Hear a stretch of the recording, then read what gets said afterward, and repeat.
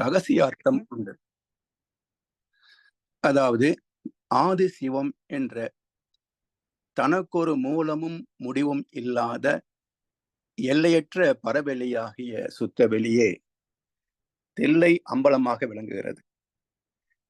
அதை உணர்வதற்கான முதல் படியே சிலை வணக்கம் என்றாலும் இதிலேயே தங்கிவிடக்கூடாது.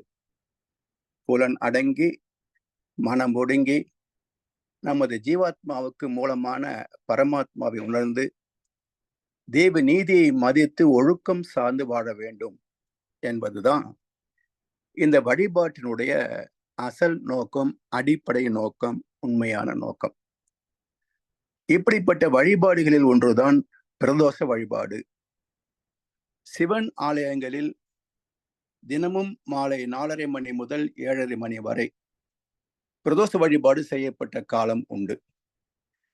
மனித வரலாற்றில் தேவைகளுக்கான போராட்டத்தில் இது சாத்தியமின்றி போனதால் சனிக்கிழமைகளில் வழிபடுவது என சுருங்கி, பிறகு அதுவும் இயலாமல் போனதால் 15 நாட்களுக்கு ஒரு முறை பட்ச பிரதோஷம் என கிருஷ்ணபட்ச சுக்லபட்ச காலத்தில் திரோதசி என்ற 13ஆம் நாள் விரதம் இருந்து மாலையில் 4:30 மணி முதல் 7:30 மணி வரை சிவன் ஆலயத்தில் பிரதோஷ வழிபாடு செய்வது என மாற்றம் பெற்றது.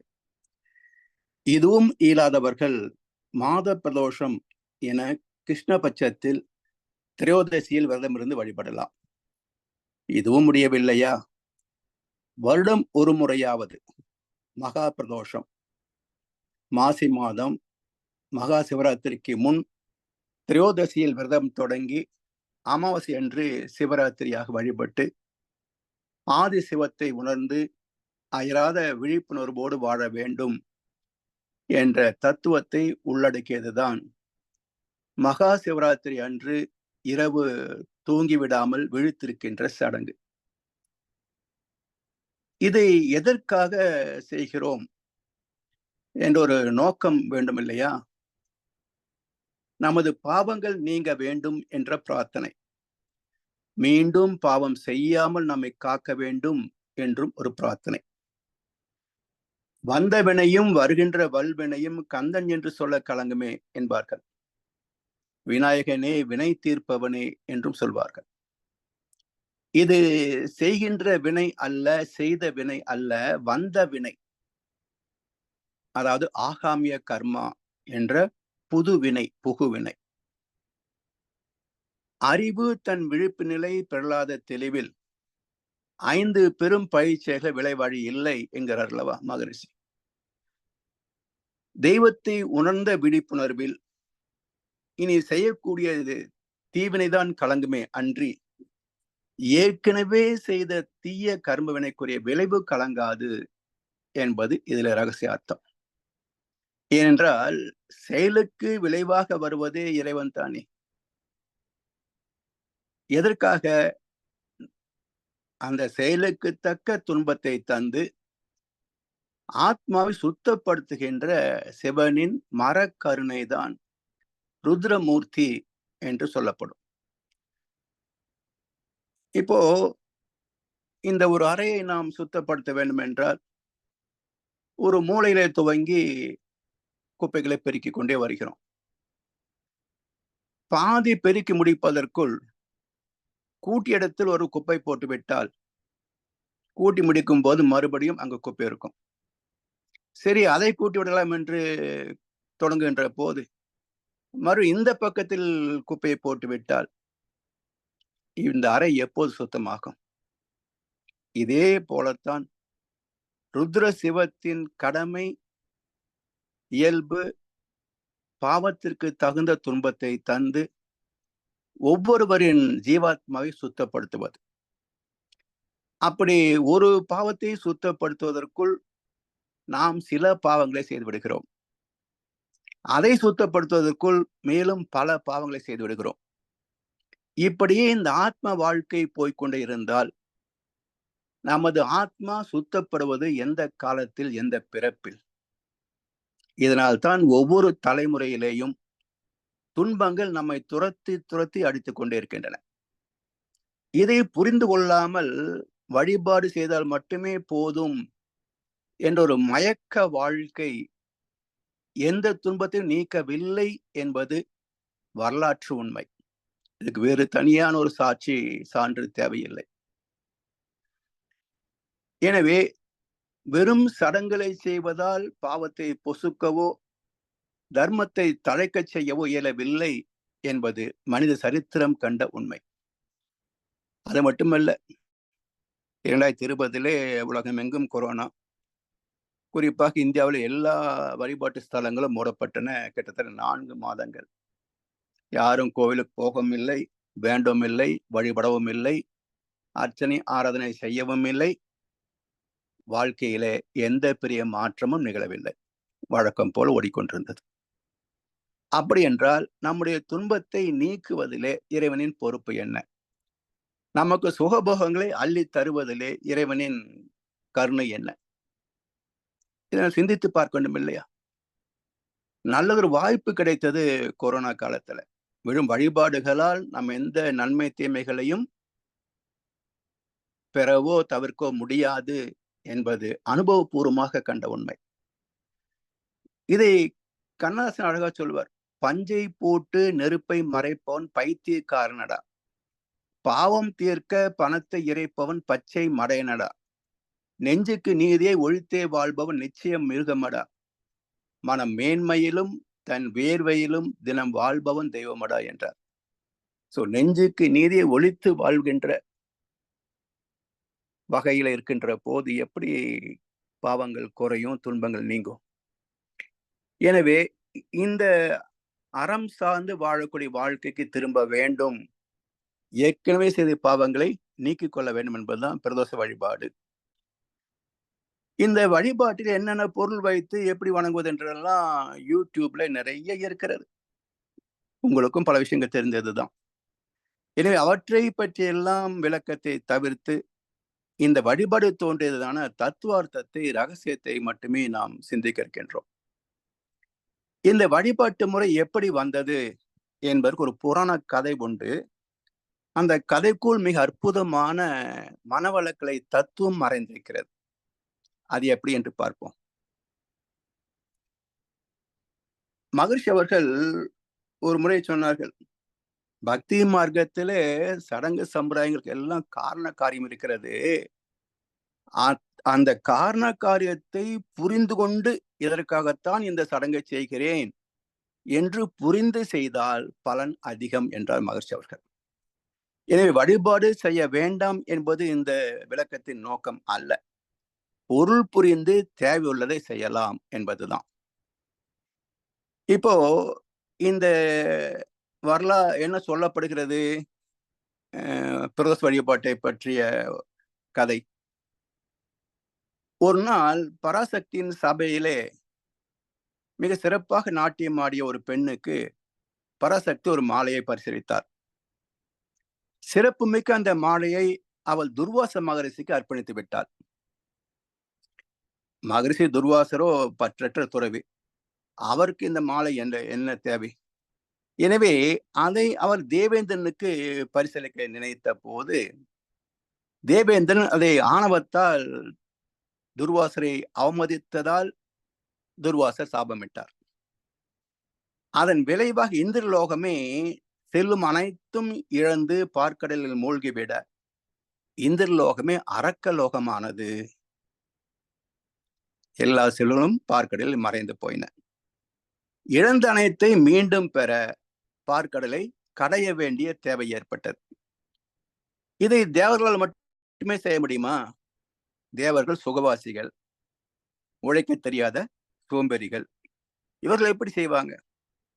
உடனே அரக்கர்களோடு கூட்டணி வைத்துக் கொண்டார்கள்.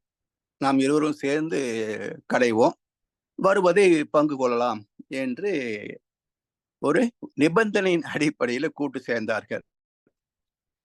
சரி, அதிலேயும் யார் எந்த பக்கம் கைப்பிடிப்பது?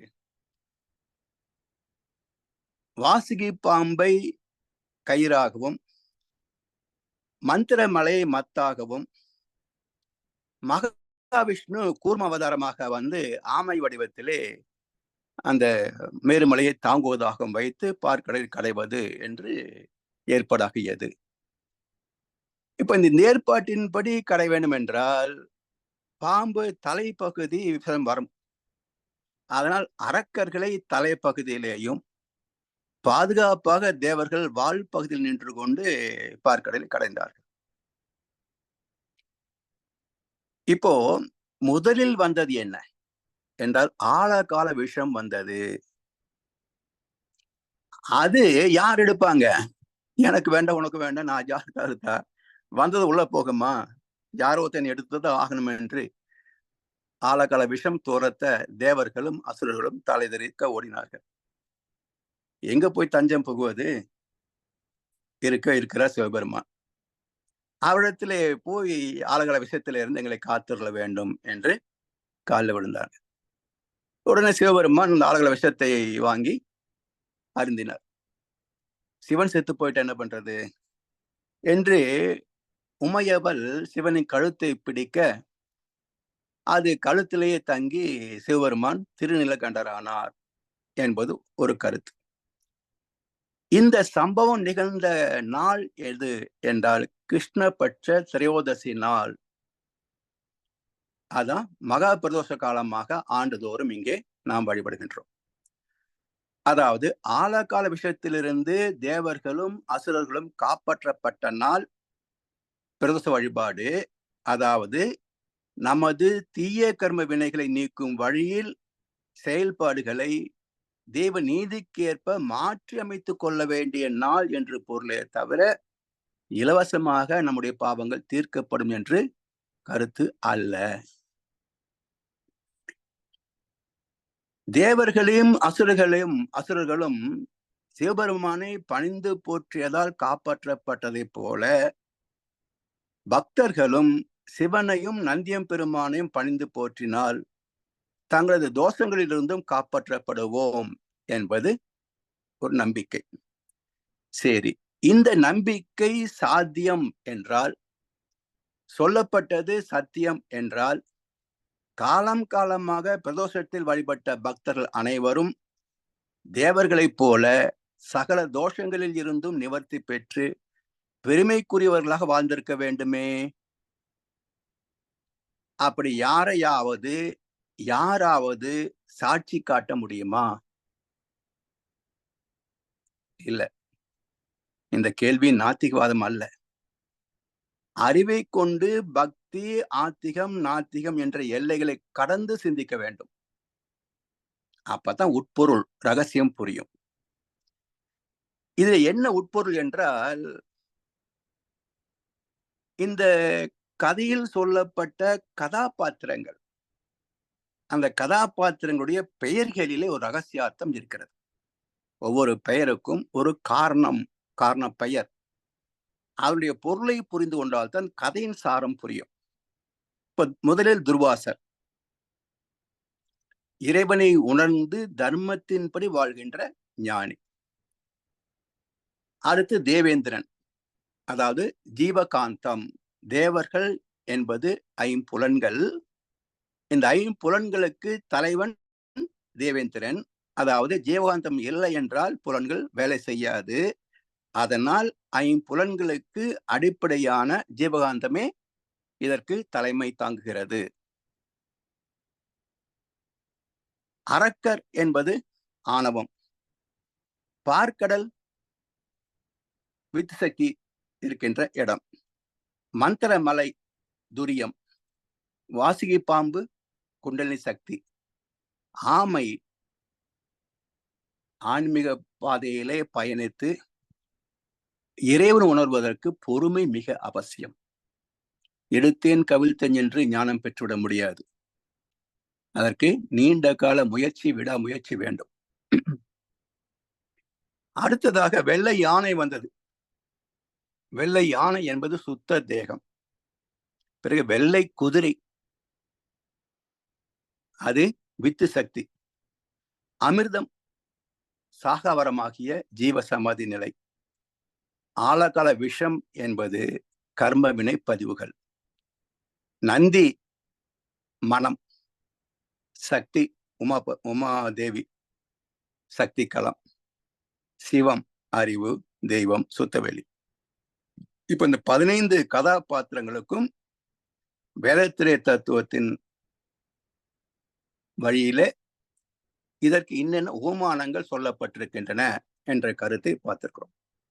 அதாவது துர்வாசர் தர்மத்தின்படி வாழ்கின்ற இறை உணர்வு பெற்ற ஞானி, தேவேந்திரன் ஜீவகாந்தம், தேவர்கள் புலன்கள், அரக்கர் ஆணவம், பார்க்கடல் வித்து சக்தி, மந்திரமலை துரியம், வாசுகி பாம்பு குண்டலினி சக்தி, ஆமை ஆன்மீகத்திற்கு தேவையான பொறுமை, வெள்ளை யானை சுத்த தேகம், வெள்ளை குதிரை வித்து சக்தி, அமிர்தம் சாகாவரம், ஆலகால விஷம் கர்மவினை பதிவுகள், நந்தி மனம் சக்தி, சக்தி களம் பிரபஞ்ச களம், சிவம் அறிவு இறைநிலை. இதை நினைவிலே கொண்டு இந்த பிரதோஷ தத்துவத்தை வேதத்திலத்தோடு இணைத்து சிந்தித்தால்தான் பிரதோஷ வழிபாடு தோன்றுவதற்கான ரகசியார்த்தத்தை நாம் விளங்கிக் கொள்ள முடியும். நம்முடைய முன்னோர்கள் ஆழ்ந்த தவத்தால் பெற்ற ஞானம், அதில் அறிந்த இறைநிலையையும் தெய்வ நீதியையும் விளங்கிக் கொள்ளக்கூடிய சிந்தனை திறமும் அறிவு திறமும் கல்வி அறிவும் அன்றைய மக்களுக்கு இல்லாத காரணத்தால் கதைகள் மூலம் சொல்லிய எழுதி வைத்த தத்துவங்களை இன்றைக்கும் அப்படியே நம்புவதாலும் ஏற்றுக்கொள்வதாலும் நம் வினை பயன்களை மாற்ற இயலவில்லை என்பதை வரலாறு உணர்த்திருக்கிறது. நாம் உணர மறுக்கிறோம். இந்த ஆலயங்கள் தோற்றுவிக்கப்பட்டதற்கான காரணம் என்ன? ஆன்ம லயமே ஆலயம் என்பார் மகர்ஷி அவர்கள். நம்முடைய ஆத்மாவை பரமாத்மாவோடு லயப்படுத்துவதற்கான ஒரு பயிலரங்கமே ஆலயம். அங்க ஒரு அமைதியான அலைக்களம் இருக்கும். அங்கே அமர்ந்து தாம் ஏற்றுகின்ற போது மனம் எளிதில் வசப்படும். மனம் லயமானால் ஆத்ம தரிசனம் பெறலாம். அதற்கான ஒரு பயிற்சி கூடம், பயிலரங்கம் தான் வழிபாட்டு ஸ்தலங்கள். இப்ப அடுத்தது, இந்த பிரதோஷ வழிபாடு என்ற வார்த்தைக்கு அர்த்தம் என்ன? ஏன் இந்த வார்த்தையை பயன்படுத்திருக்கிறாங்க? தோஷம், சந்தோஷம், பிரதோஷம், 3 வார்த்தை கேள்விப்பட்டிருப்பீங்க. தோஷம், சந்தோஷம், பிரதோஷம். இந்த 3 வார்த்தைகளுக்கு உட்பொருள் என்ன? இப்ப தோஷம், சந்தோஷம் 2 வார்த்தை எடுத்துக்கோ. ஒரு பழைய திரைப்படத்துல நகைச்சுவை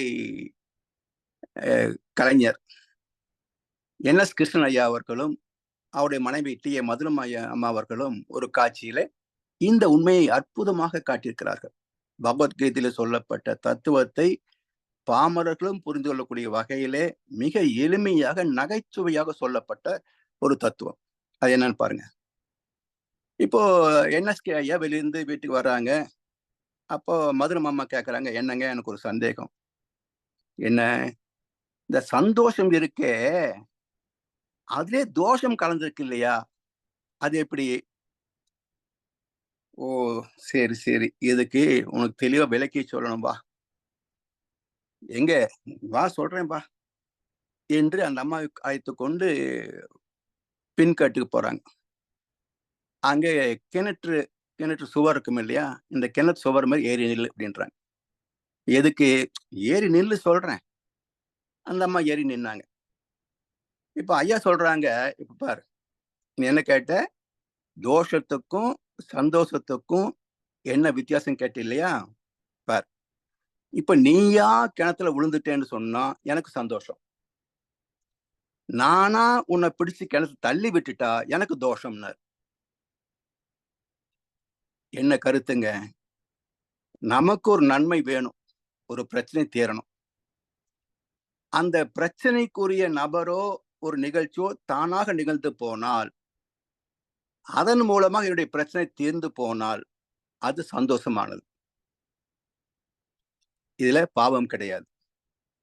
ஆனால் என் பிரச்சனை தீர்க்கணும், இதுக்கு யார் காரணமோ அவங்கள முடிச்சு வைக்கணும், எது நடக்கணுமோ அதை சாதிக்கணும் என்று நம்முடைய நலன் விரும்பி அடுத்தவர்களுக்கு துன்பத்தை தருகின்ற போது அது தோஷமாக மாறுகிறது. இதை கீதை என்ன சொல்லுங்க? எதன் மீதும் ஆசை கொள்ளாதவன் தானாக வருகின்ற நன்மைகளிலே நிறைவு பெறுபவன் அவன் ஆத்ம ஞானம் பெறுகிறான்.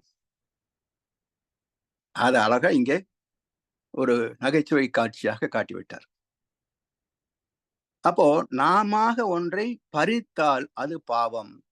தானாக ஒரு நன்மை நமக்கு வந்து சேர்ந்தால் அது சந்தோஷம், புண்ணியம். சரி. இப்ப பிரதோஷம் என்பது என்ன? பிறந்ததே தோஷம். அதுதான் பிரதோஷம். என்னது? பிறந்ததே தோஷம். அதுதான் பிரதோஷம். ஏனென்றால் வினை பதிவே ஒரு தேகம் கண்டாய். இல்லையா? வினை பதிவே ஒரு தேகம் கண்டாய். அந்த வினை பதிவுகளிலே பித்ரு தோஷம் மட்டுமே இருக்குமா? பித்ரு புண்ணியம் இருக்காதா? பித்ரு தோஷமும் இருக்கும், பித்ரு புண்ணியம் இருக்கும். இந்த ரெண்டும் கலந்ததுக்கு பேர் தான் சஞ்சித கர்மா. முன்னோர்களுடைய பாவ கர்மாவும் புண்ணிய கர்மாவும் சேர்ந்த தொகுப்பு தான் சஞ்சித கர்மா. நாம் செய்தது எல்லாமே தன்வினை, பிராப்த கர்மா. எனவே இதை வள்ளுவப்பெருந்தகை இந்த பதிவுகளுக்கு தகுந்த வாழ்க்கை தான் உனக்கு அமையும் என்பதை நலத்தின்கண் நாரின்மை தோன்றின் அவனை குலத்தின்கண் ஐயப்படும் என்கிறார். நலத்தின்கண் நாரின்மை தோன்றின். இன்பமே இயற்கையிலே எங்கும் எதிலும் எப்போதும் நிறைந்துள்ளது அனுபவத்திற்கு. எத்தனை கோடி இன்பம் வைத்தாய் இறைவா என்றெல்லாம் ஞானிகள் இறைவனின் கருணையை போற்றிருக்கிறார்கள். அப்படி வரக்கூடிய நன்மைகளிலே நமக்கு குறைவு வருகிறது என்றால் நலத்தின்கண் நாரின்மை தோன்றின். காரணம் என்ன? அவனை குலத்தின்கண் ஐயப்படும். இவன் மட்டும் காரணம் அல்ல, இவனுடைய பரம்பரையே காரணம் என்று தீர்ப்பளித்தார் வள்ளுவர். பரம்பரைனா எத்தனை தலைமுறை? இவனுக்கு முன் 6 தலைமுறை. மொத்தம் 7 தலைமுறைகளின் பாவ புண்ணியத்திற்கு தகுந்த வாழ்க்கை தான் நாம் வாழ்ந்து கொண்டிருக்கின்றோம். இப்போ பிரதோஷம் பிரணவ தோஷம். பிரணவ பொருளான ஆத்மாவில் பதிந்த தோஷம். பிரணவ பொருளான ஆத்மாவில் பதிந்த தோஷம் பிரதோஷம். ஜீவாந்த களமாகிய ஜீவாத்மாவில் தேவநீதிக்கு முரண்பட்டு செய்த பாவ கணக்கு. இது மட்டுமல்ல, நமக்கு முன் நமது முன்னோர் செய்த பாவ கணக்குக்கும் ஒரு சொல் உண்டு. அதுதான் பித்ருதோஷம். முன்னோரின் பாவத்தை மறைக்க மேல் பூச்சு செய்யப்பட்ட சொல்தான் சஞ்சித கர்மா. இத இப்ப அடுத்தது, தேவர் என்றால் இந்திரிய சுகங்களில் ஆர்வமுள்ளவர் என்பதும், தேவேந்திரன் என்றால் ஜீவகாந்தன் என்பதும் தத்துவார்த்தம் என்று பார்த்தோம். இப்ப இந்திரிய சுகத்திற்கு அடிப்படை என்ன? ஆணவம் தானே புலன் வழியாக எல்லாம் எனக்கு வேணும், எனக்கு வேணும், எனக்கு வேணும் என்று அரித்து கொண்டே இருக்கிறது. எனவே ஆணவம் தான் மனிதனை அவம் செய்ய தூண்டுகிறது, பாவம் செய்ய தூண்டுகிறது. அதன் விளைவாக தேவலோகத்தில் இருந்த அறிவு செல்வம் அழிந்தது, ஆணவம் பெருகி அரக்கத்தன்மைகள் தோன்றின. என்றாலும் ஆணவத்திற்கு மூலமான அறிவு இதை விரும்பவில்லை. இப்போ ஆணவம் கெட்டது என்றால் எங்கிருந்து பிறந்ததுங்க? ஓஷோ கேட்பார், சைத்தான் நல்லவனா கெட்டவனா? சைத்தான் யாரு? நல்லவன் சொல்ல முடியுமா என்ன? கெட்டவன். சரி, சைத்தானை படைத்தவன் யார்? படைக்கிறதுக்கு ஒரே ஆள் தான் இருக்கிறாரு, இறைவன். அப்படி என்றால் படைத்த இறைவன் மீது குற்றமா, படைக்கப்பட்ட சைத்தான் மீது குற்றமா என்று கேட்பார் ஓஷோ. என்ன அர்த்தம்னா, சுத்தவெளி அறிவு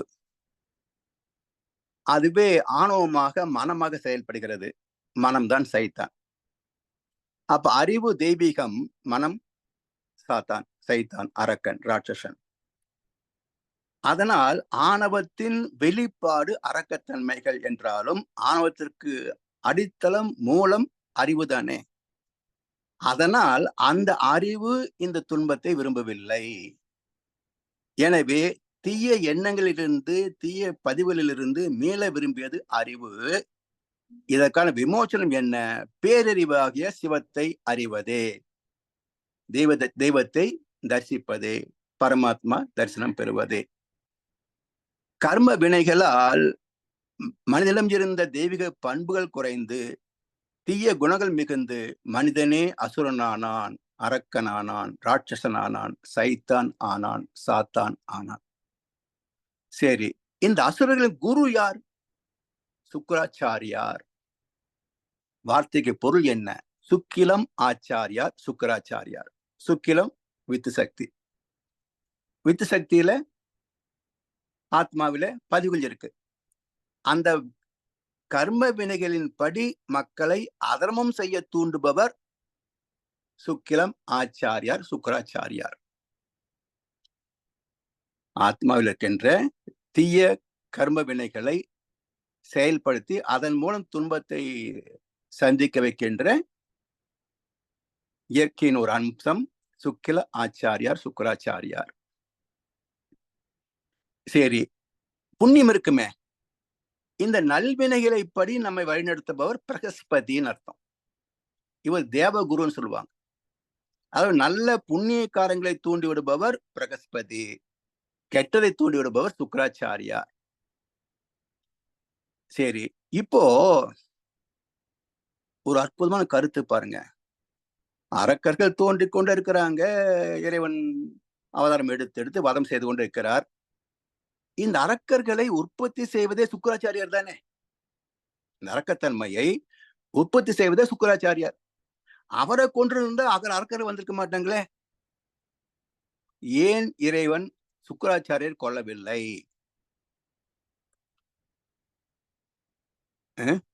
இது முக்கியமான கேள்வி இல்லையா? எய்தவஞ்சருக்கு அம்பை நோவதேன். சுக்கராச்சாரியரை கொண்டிருந்தால் அரக்கர்களே வந்திருக்க முடியாது. ஏன் கொல்லவில்லை என்றால் சுக்கராச்சாரியரையும் பிரகஸ்பதியையும் கொல்ல முடியாது.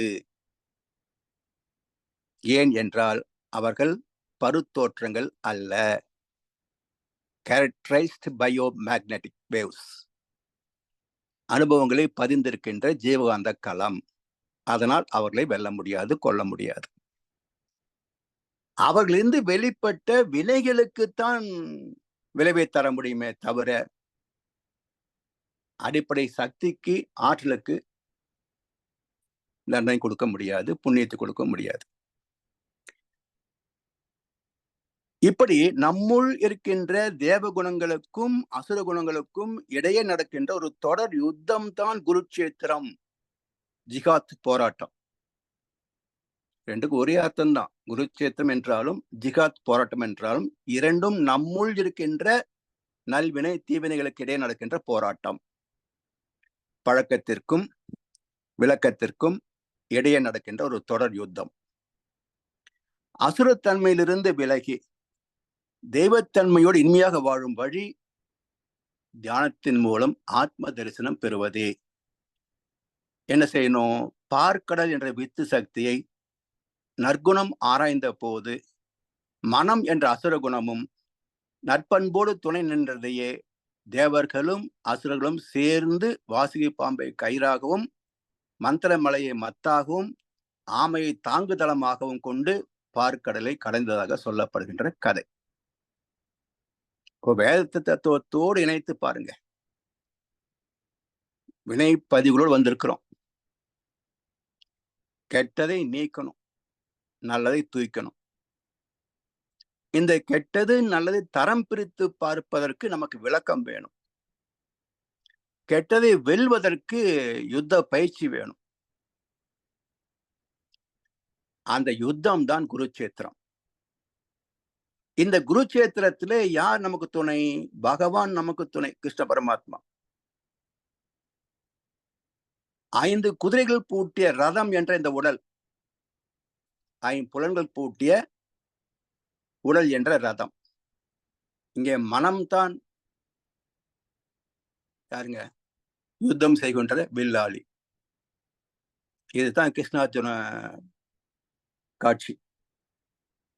சரி, இப்போ வாசுகி என்ற குண்டலினி சக்தியை கொண்டு மந்திரமலை என்ற துரியமாகிய உச்சியை நோக்கி ஆமை என்ற பொறுமையோடு உண்மையான ஆன்மீக பயிற்சிகளை மேற்கொண்டு படிப்படியாக அமிர்தம் என்ற மரணமில்லா பெருவாழ்வை அடைய வேண்டும். இதுதான் பிரதோஷ வழிபாட்டுக்கு அர்த்தம். மீண்டும் சொல்கிறேன்.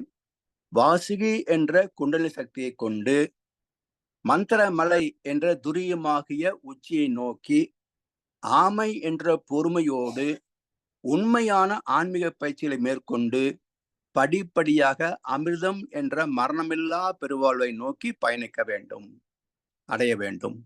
இதுதான் பிரதோஷ வழிபாட்டினுடைய நன்மை. இதன்படி தற்சோதனை செய்கின்ற போது ஆழகால விஷயமாக பல பிறவிகளில் செய்த சஞ்சித கர்ம வினைகள் வெளிப்பட்டு பிறவைகள் தோறும் நம்மை துரத்துகின்றன. இந்த இக்கட்டிலிருந்து நம்மை காக்கும் திறம் தெய்வத்திற்கே உண்டு என்பதனால் சிவனை சரணடைய வேண்டும், சுத்த வெளியிலே சரணடைய வேண்டும். ஆனால் மனிதன் நேரடியாக சிவமாகிய அறிவை சரணடைய இயலாது. காரணம், தெய்வத்துக்கும் அதாவது பரமாத்மாவுக்கும் ஜீவாத்மாவுக்கும் இடையிலே பேதம் என்ன? பரமாத்மா தூய்மையான தெய்வீகம், ஜீவாத்மா பாவ புண்ணியம் கலந்த காந்தக்கலம். இந்த பாவ புண்ணியத்தை கழித்து விட்டால் ஜீவாத்மாவும் பரமாத்மாவோடு இணைந்து விடலாம். இந்த பாவ புண்ணியத்தின் வெளிப்பாடு தானே மனமாக செயல்படுகிறது, எண்ணமாக செயல்படுகிறது. அப்ப மனம் இடம் தந்தால் தானே பயிற்சி செய்ய முடியும். எனவே நேரடியாக இந்த ஜீவாத்மா பரமாத்மா சந்திக்க முடியாது. ஜீவாத்மாவிலிருந்து வெளிப்படுகின்ற மனம் என்ற இயக்கத்தை கொண்டு மனதை ஒருமுகப்படுத்தி பரமாத்மாவை நோக்கி தவம் இயற்றினால்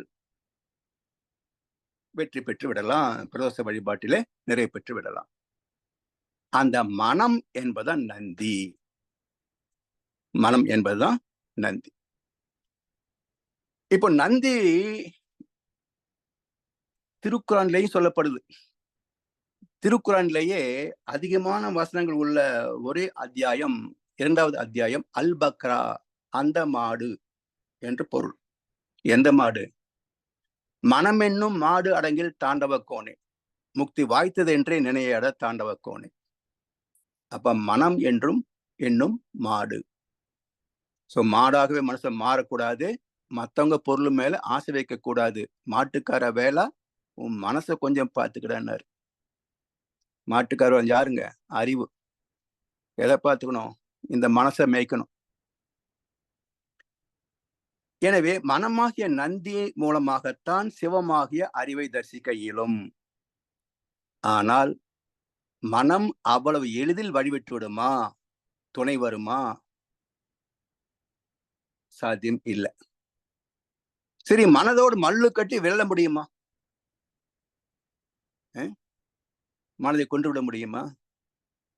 ஐந்தும் அடக்கு அடக்கு என்பர் அங்கு இல்லை. சொல்லலாம், அடக்கணும் யாரும் இல்லை. அப்ப என்ன செய்யணும்? மனதோடு தாஜா பண்ணணும், மனதோடு துதி பாடணும். அத நந்தி தேவர் துதி. மனசுகிட்டே மனசே மனசே, உனக்காகத்தான் நான் வாழ்ந்துட்டு இருக்கிறேன், நீ கண்டதுக்குள்ள ஆசைப்படுறேன், நானும் செய்து கொடுக்குறேன், அதுல வர சிக்கல்ல உடம்பும் சிக்கிக்குது, நீயும் அழுகுற, எதுக்கு இந்த அவஸ்தை? கொஞ்சம் நான் சொல்றது கேளு என்று மனசை தாஜா பண்ணித்தான் வேலை வாங்கணுமே தவிர மிரட்டி வேலை வாங்க முடியாதுங்க. சரி, இப்போ நந்தி தேவர் துதி என்ன சொல்லுது பாருங்க. நந்தி தேவர் துதி என்ன சொல்லுது? நந்தியம் பெருமான் தன்னை நாள்தோறும் வழிபட்டால் புந்தியில் ஞானம் சேரும், புகழ் கல்வி தேடி வரும், இவ்வுலக இன்பம் யாவும் எவருடைய தொழ உண்டு, அவ்வுலக அருளும் கூட அவர் துதி பாட உண்டு, முற்பிறவி வினைகள் யாவும் தீயிட்ட மெழுகாகும், நந்தியின் பார்வைப்பட்ட நலங்கள் உடன் கிட்டும். ஈசனுக்கு எதிரமர்ந்து இறை ஊஞ்சல் ஆட்டுவிக்கும். இது கொஞ்சம் முக்கியமான கருத்து. ஈசனுக்கு எதிரமர்ந்து இறை ஊஞ்சல் ஆட்டுவிக்கும் நந்தீசர் நற்பாதம் நாம் தொழுவோமே. அதாவது பக்தியில் என்ன சொல்லுவாங்கன்னா, சிவபெருமானும் உமாதேவியும் ஊஞ்சல்ல அமர்ந்திருப்பாங்க. நந்தி முன்னாடி உட்காந்துருக்கும். இது புஷ்ன்னு மூச்சு விட்டதுன்னா ஊஞ்சல் அப்படியே அந்த பக்கம் பின்னாடி போகும். ஒரு மூச்சு இழுத்ததுன்னா ஊஞ்சல் அப்படியே முன்னாடி வந்துடும். இப்படி ஈசனுக்கு எதிர் அமர்ந்து இறை ஊஞ்சல் ஆட்டுவிக்கும் நந்தீசர் நற்பாதம் நாம் தொழுவோமே. சரி, எந்த ஊஞ்சல் ஆட்ட வைக்குதுன்னு பார்ப்போம். இப்போ இந்த நந்தி என்ற மனதோடு நட்பு பாராட்டி மனதின் கருணையினால் மனதின் ஒத்துழைப்போடு நிறைவான தவம் ஏற்றி மனதுக்கு மூலமாகிய அறிவை அறிந்து அதனோடு லயித்து விட்டால் நமது கர்ம வினைகள் எழுச்சி பெற முடியாது. துன்பமின்றி நன்மைகள் பல வந்து சேரும். ஜீவாத்மாவின் மையமாக அமைந்துள்ள தெய்வம் நம்மை நல்வழி வாழ வைக்கும் என்பது இதனுடைய கருத்து. சரி, இப்போ ஜீவாத்மா உடலை விட்டு நீங்கிவிட்டால் தெய்வம் எங்க? அதுவும் போயிடும். எனவே என் உடலில் தெய்வம் உரைய துணை செய்வது நந்தி என்ற மனமே. இப்போ கோமால் படுத்திருக்கிறாங்க, மனசு இல்லை. தான் என்ற உணர்வு இருக்குமா? ஐம்புலன்கள் வேலை செய்யுமா? எதுவுமே இருக்காது. உடல் இருக்கு, உயிர் இருக்கு, அறிவு இருக்கு, மனசு இருக்கு, எல்லாம் தான் இருக்கு. எதுவுமே வேலை செய்யல. Voltage drop. எனவே மனம் இயங்கினால்தான் ஆன்மீகத்திலேயும் சாதிக்க முடியும். எனவே ஈசனுக்கு எதிர் அமர்ந்து இறை ஊஞ்சல் ஆட்டுவிக்கும் நந்தியே என்பதன் பொருள், நந்தி மூச்சு எடுக்கின்ற போது சிவபெருமான் அமர்ந்திருக்கின்ற ஊஞ்சல் அருகில் வருகிறது, மூச்சு விடுகின்ற போது தள்ளப்படுகிறது.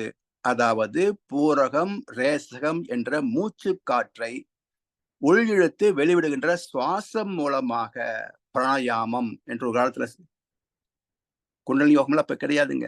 மூச்சு பயிற்சியின் மூலமாகத்தான் ஞானத்தை பெற்றார்கள். அதுக்கு பிராணாயாமம் என்ற பெயர். அப்போ பூரகம், கும்பகம், ரேசகம், சூன்யகம் என்று ஒரு இலக்கணம் இருக்கு, அளவு முறை இருக்கு. அதன்படி பிராணாயாமத்தை செய்து வருகின்ற போது மனம் அடங்கி அறிவாக மாற்றம் பெறும், தெய்வ தரிசனம் பெறலாம். அதனால் சுவாசம் குறைந்து சுவாசம் ஒடுங்கி சிவனை ஆராதிக்கின்றது நந்தி. மூச்சு நின்று விட்டால் ஜீவாத்மா தெய்வத்தை உணர முடியாது. இதைத்தான் திருமந்திரம் சொல்கிறது, உடம்பினை முன்னம் இழுக்கின்றிருந்தேன், உடம்பினுக்குள்ளே உருப்பொருள் கண்டேன், உடம்புலே உத்தமன் கோவில் கொண்டான் என்று உடம்பினை யாஞ்சிருந்து ஓம்புகின்றேனே. இப்படி நந்தி தேவரின் துதி பாடி மதிப்பளித்து அவரது கருணையால் சிவனை தரிசிக்க சென்றார்கள் அசுரர்களும் தேவர்களும்.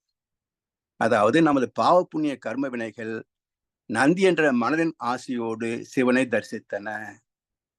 தேவசுரர்களை விரட்டி ஆழகாலம் என்ற வினைகளை சிவம் என்ற சுத்தவெளி ஏற்றுக்கொண்டது. இப்போ துருவதிய தவம் பண்றோம், ஒரு வினாடி அங்கே நிற்கிறோம், நம்முடைய வினைகளில் சிலது அங்கே கழிகின்றன.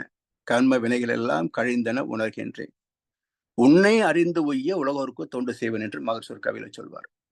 அப்படி கொஞ்சம் கொஞ்சமாக நம்முடைய வினை பதிவுகள் எல்லாம் துரியோதய தவத்திலே நிலைக்க நிலைக்க நிலைக்க கரைந்து கொண்டே வந்து ஒரு கட்டத்தில் அனைத்தும் கழிகின்ற போது இந்த ஆத்மா பரமாத்மாவோடு இரண்டரை கலந்து போகிறது. அதுவே மோட்சம். சரி, இப்போ சிவம் என்ற சுத்தவெளி ஏற்றுக்கொள்ளும். ஆனால் சுத்தவெளியில் கர்மவினை அலைகள் தோன்றாது. அதனால் அன்னை பராசக்தி என்ற பிரபஞ்சம் குறுக்கே பாய்ந்து விசுக்தியை அழுத்த வினைகள் பிரபஞ்சத்தில் கலந்தன. வினைகள் எங்க போகுதுங்க? சுத்தவெளிக்கு போகல, பிரபஞ்சத்தில் கலக்கின்றன. கர்ம வினைகள் எதை மகிழ்ச்சி சொன்னாங்க இந்த கவி, அதீத சக்தி வாய்ந்த பிரபஞ்ச களத்தில் குணங்கள் நீற்றுவிடும் என்பதால் விசுக்தியில் மனம் லயித்த நிலை திருநீலகண்டம்.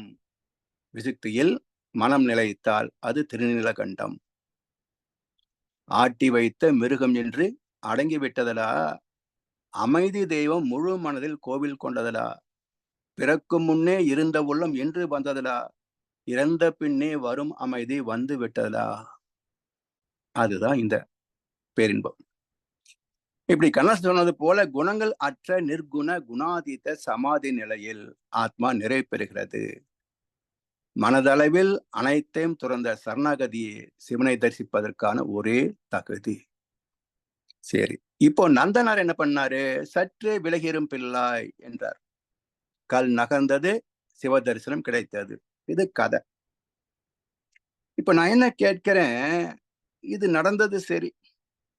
இப்போ சைவத்திலே மிக உயர்ந்த ஒருத்தரை கூப்பிட்டு, ஐயா நீங்க நந்தனார் மாதிரி அப்படி இந்த சற்றே விலகிரும் பிள்ளா என்று அதை நகர்த்திட்டீங்கன்னா நாங்களும் கண்ணால பார்த்து நம்பிக்குவோம். முடியலையா? அப்ப நீங்க நந்தனாருக்கு சமமா இல்லைன்ற ஒத்துக்குங்களேன். ரெண்டும் நடக்கிறது இல்லை. இப்படி பேசினா நம்மளை அடிச்சிருவாங்க.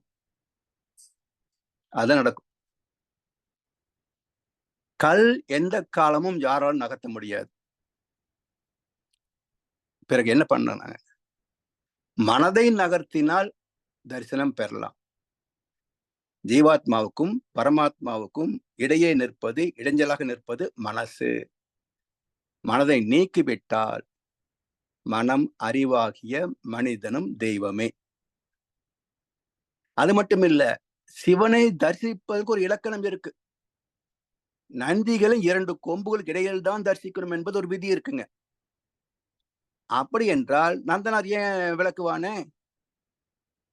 சரி, இந்த 2 கொம்புகளுக்கு ஏன் இடையில தரிசிக்கணும் என்றால், ஆணவம், அதாவது தான் தனது என்ற 2 குணங்கள் சேர்ந்தது ஆணவம். இந்த 2ஐயும் விட்டு நடுப்பாதையில் இறைவனை தரிசிக்க வேண்டும். விருப்பு வெறுப்பு இல்லாமல், பந்தம் பற்று இல்லாமல் மனதை நடுநிலையிலே வைத்தால் தெய்வத்தை தரிசிக்கலாம். அதனால் நந்தியின் 2 கொம்புகளுக்கு மத்தியிலே சிவனை தரிசிக்க வேண்டும். ஒரு கருத்து. சிவனுக்கும் நந்திக்கும் குறுக்கே போகக்கூடாது.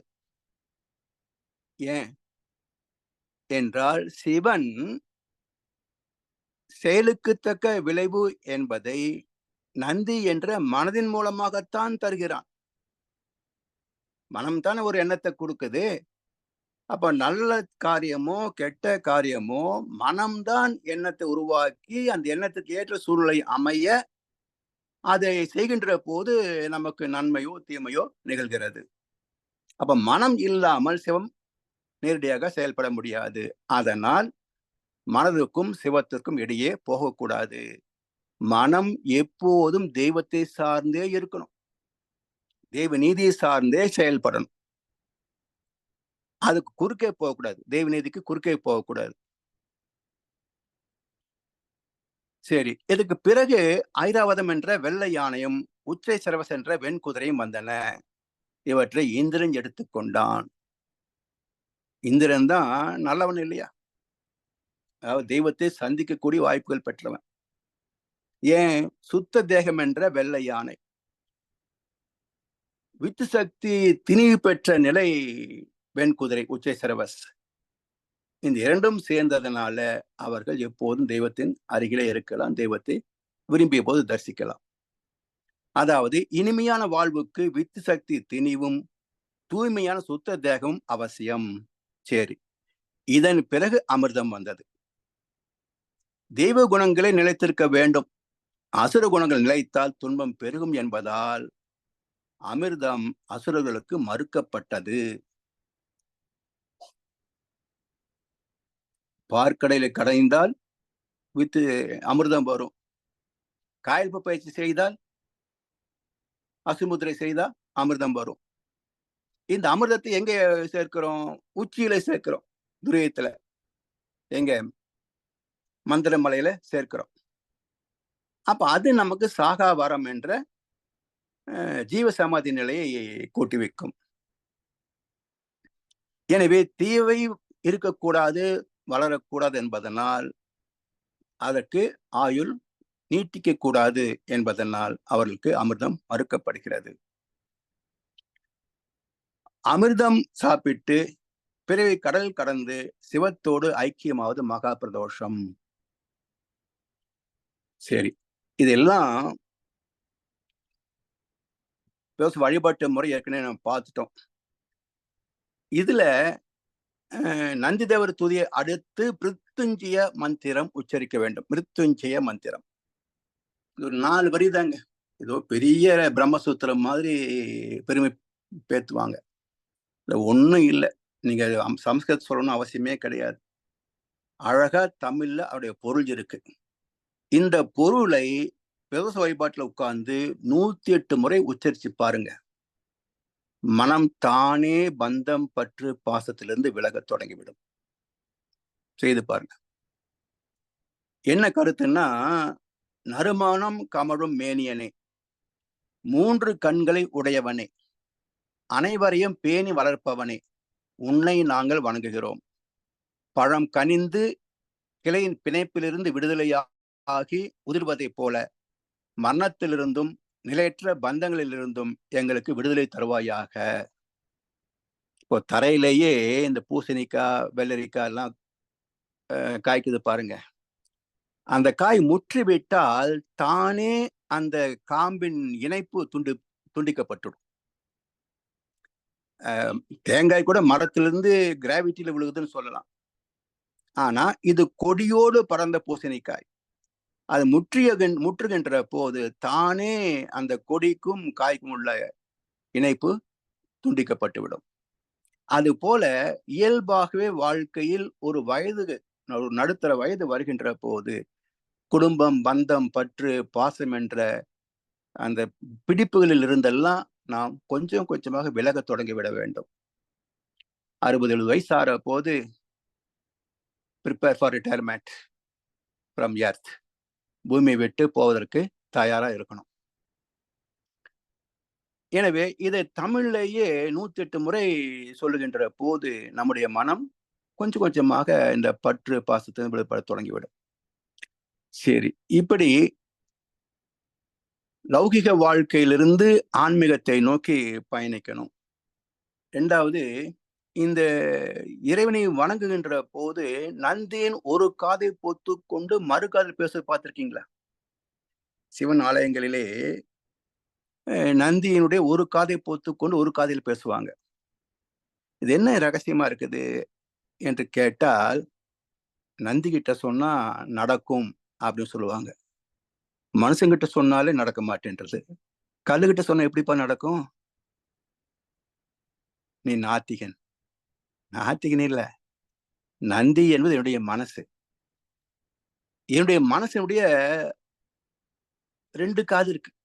ஒண்ணு வெளியே போகும், ஒண்ணு உள்ள போகும். இந்த வெளியே போற காதை மூடிக்கணும்.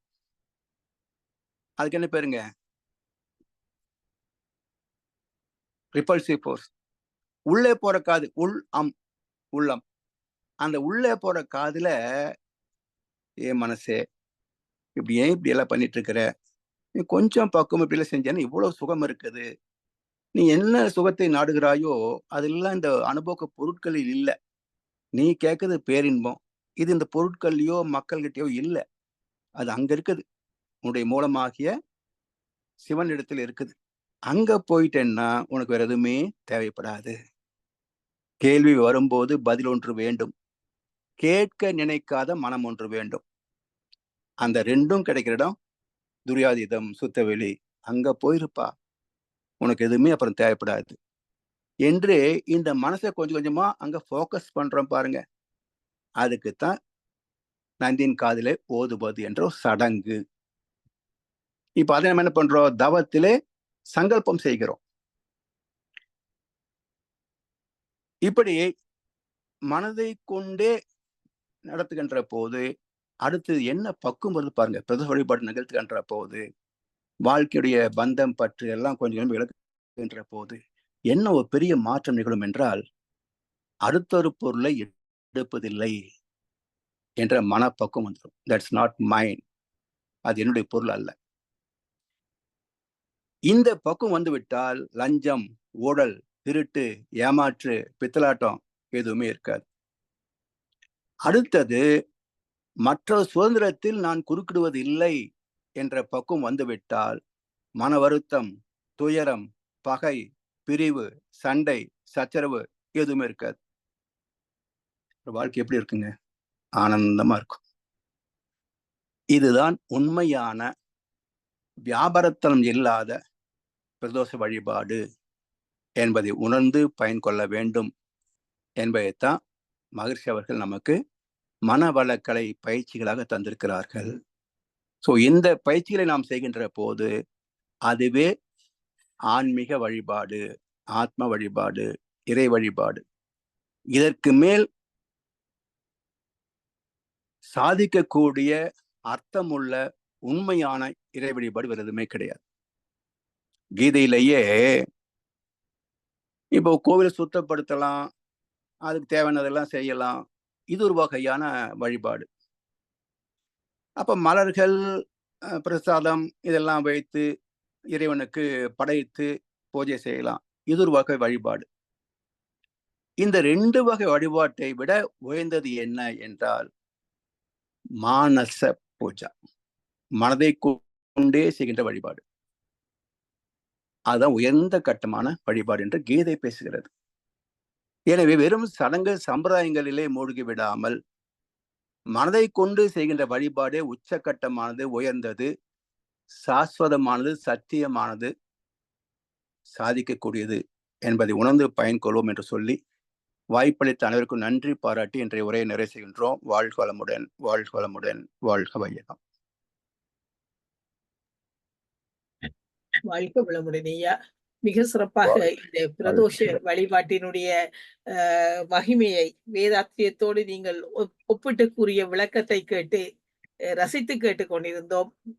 இந்த சிவன் ஆலயங்களில் மாலை 4:30 தொடக்கம் 7 மணி வரை வழிபாடு நடைபெற்று வந்ததும் பின்னது கால மாற்றத்துக்கு உட்பட்டு எப்படியெல்லாம் மாறியது என்ற விளக்கங்களினையும் நீங்கள் எங்களுக்கு தந்து எதற்காக இந்த வழிபாடு செய்யப்பட்டது, இந்த வழிபாட்டு முறை எப்படி வந்தது என்ற சிறப்பான விளக்கங்களை எல்லாம் எங்களுக்கு அறிய தந்தீர்கள்.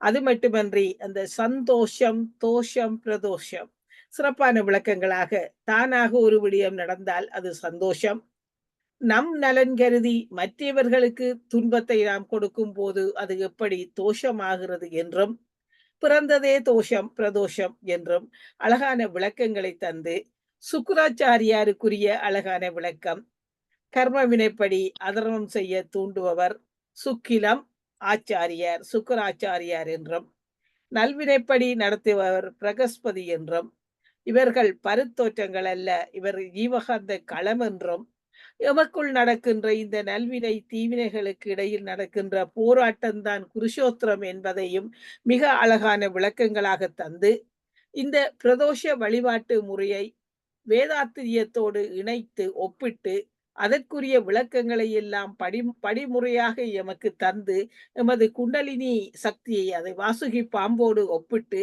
அந்த குண்டலினி சக்தியை கொண்டு எப்படியெல்லாம் நாம் மரணமில்லா பெருவாழ்வை அடைகிறோம் என்பதையும், அதற்கு அதுதான் பிரதோஷ வழிபாடு என்பதையும் மிக சிறப்பான விளக்கங்களாக தந்து எல்லாவற்றையும் மனம்தான் காரணம், மனத்தை நாம் சரியாக அடக்கி ஆளத் தெரிந்து விட்டால் அதுவே சிறந்த வழிபாடாக அமையும், அதற்கு மனவளக்கலை எமக்கு பெரிய உதவி புரிகிறது என்ற சிறந்த ஒரு விளக்கத்தினை மிகவும் அற்புத கருத்தாக எங்களுக்கு தந்த ஐயா அவர்களுக்கு பல கோடி நன்றிகள் ஐயா.